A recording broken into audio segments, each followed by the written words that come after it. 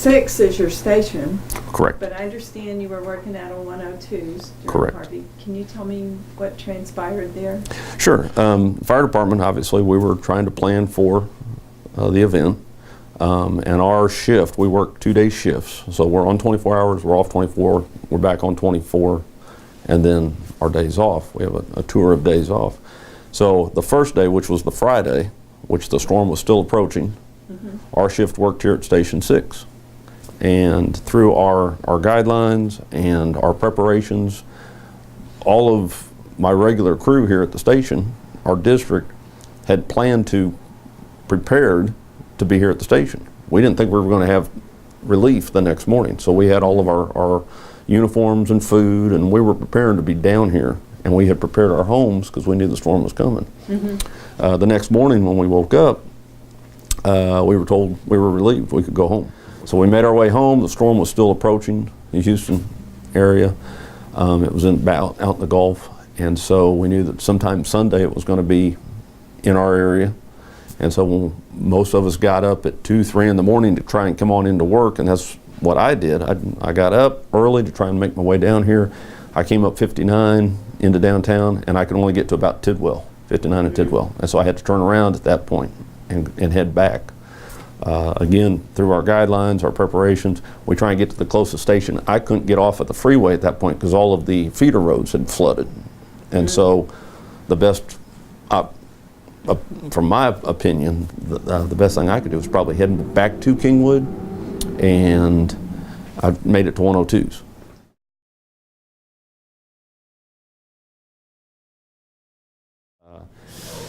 But I think some advantage to that was living in Kingwood since 1986. I was there for other events that we had. In 1994, we had a serious flood where the rivers, San Jacinto River, was flooded, and it went into Forest Cove and many of the areas. And so through expectation what was fixing to happen, I was able to be someplace where I think I probably could have provided more good than being at my regular station, because I had some history, I had some experience of what to expect in some of that.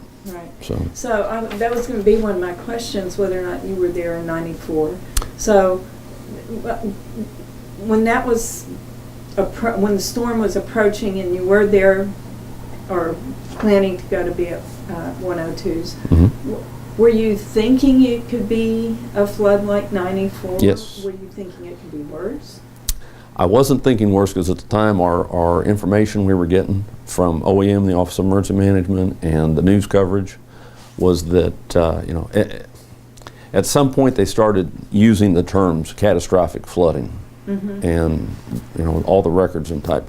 But in '94, my experience then with the volunteers and working on the side up there was when Forest Cove flooded. We know that was from the release of water in Conroe area and the Conroe dams. And it started first in Forest Cove, and we started rescuing or evacuating people out of Forest Cove. And then we did that all day long, and this is in '94. And then somewhere in the middle of the night, Conroe released the water, and it started flooding back in the back part of Kingwood. And at that time, my parents had called me. I had left the station, finally got back home, got some rest. It was about 10, 11 o'clock at night, and that's when my folks' house started taking on water in '94. And so I kind of knew the area that was going to start to... Was that in Kingwood Lakes? It was in Kingwood Lakes, yes ma'am.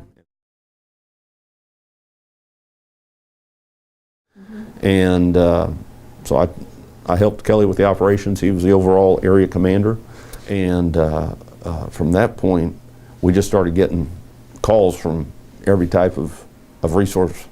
People were calling. We were getting calls from our dispatcher over the radio. We were getting them over the telephone. We were getting them on cell phones. We were getting walk-ins, residents walking in saying that their family, their friends need help.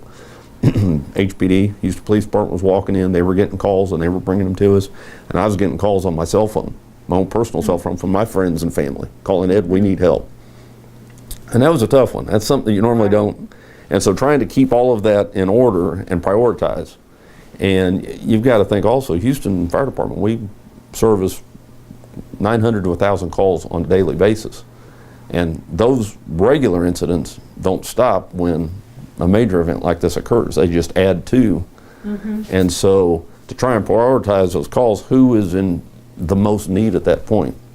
And the water was coming in so fast at some point was you had to, obviously prioritize. And then all of a sudden you'd get chest pains, or you'd get a diabetic complication or some type of medical call, and that just compounded because not only was there a person that was calling for regular service that we could consider regular, but now we had to try and find some type of water resource, a boat or some type of high water vehicle that we could use to get to them.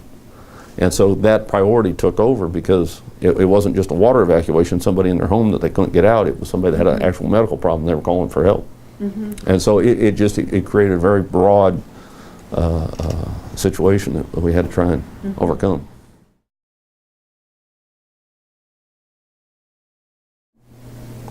So Monday became the big day for us. Sunday was kind of preparations, and Chief Ford, Kelly Ford, did a great job trying to call OEM, but obviously they were overwhelmed.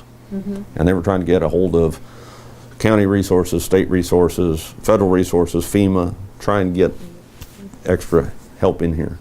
But Kingwood was limited. And then when the water surrounded Kingwood, we became an island. And so we were limited with what resources we did have. The resources to get to those type of incidents, of course, we're going to send a fire truck first, but the fire truck is limited to how deep water they can get in. So at that point, our boats, the boats assigned to Kingwood were still on the south part of Houston. And so at one point, we only had one boat in the area.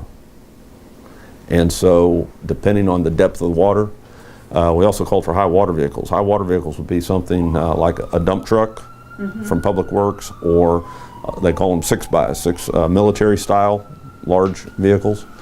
And so depending on where it was at and what the crews in the field, the information they were sending us, and if they said they needed a boat, then we had to try and find a boat. At that point, there was also the civilians who championed the cause. It was amazing how they came out and just showed up, and what do you need? We were having to come to the station with their boats hooked to their vehicles and say, what do you need? What can we do? Because they knew that it was overwhelming. And so we were using civilians at that point also. So firefighters were getting to as close as they could to wherever the event was at, or the incident, and then they were using whatever resources they could come up with.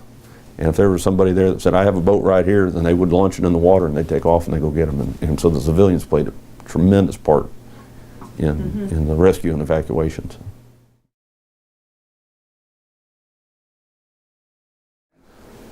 So, what's the phrase "Houston Strong" mean to you? Wow, that's a big. I wasn't expecting that question. Houston Strong, I think it's it exemplifies the.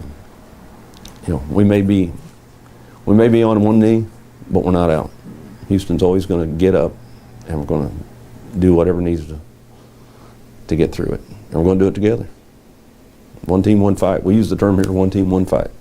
And that's, I think, what Houston did in that, not just day or 2 days, but in those weeks and months past.